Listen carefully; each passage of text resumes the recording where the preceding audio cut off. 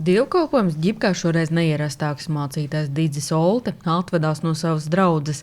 Viņš priecīgs par aptuveni 3 gadiem, kas pavadīti kopā ar tādiem dievu cilvēkiem, kas spēj paveikt lielas lietas. Šoreiz Valdis Rande ar meitu īstenojuši projektu, kas pirmajam Latvijā ļāvis atjaunot Kroņa vannu. Šī ir ļoti liela kultūra vēsturiska vanna, ko var nākošām jaunākām paudzēm, jo cilvēki, kad pasaka kapu vanna, brīnās, kas tas tāds vispār ir. Agrāk kapos lika metāla kroņus, taču ap 1910. gadu, redzot, ka laika apstākļu, zaru krišanas un citu iemeslu dēļ senākie kroņi paliek arvien sliktākā stāvoklī, meistariem radās ierosme izgatavot kroni, kas ievietots tādā kā futrālī, tā arī Kroņa vanna. Tas bija tāds arī savā veidā tāds turības simbols.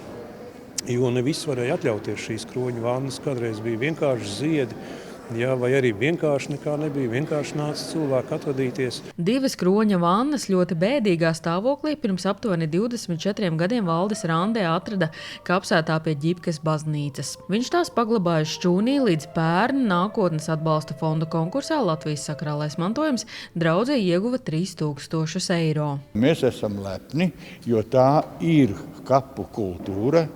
Tā redzam, kā mēs savus kapus un savus tuviniekus godinājām. Šīs kapu vannas bija populāras.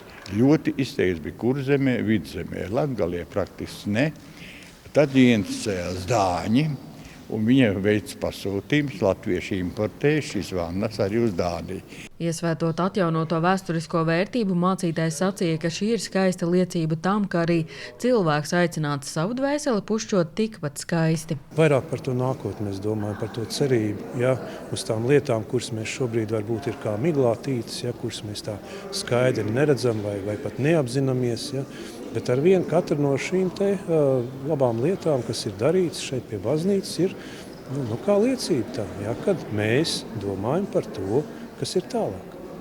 Ne tikai par to, kas paliek nākamām paaudzēm, kā liecība, bet arī par mums pašiem, kas notiek tālāk.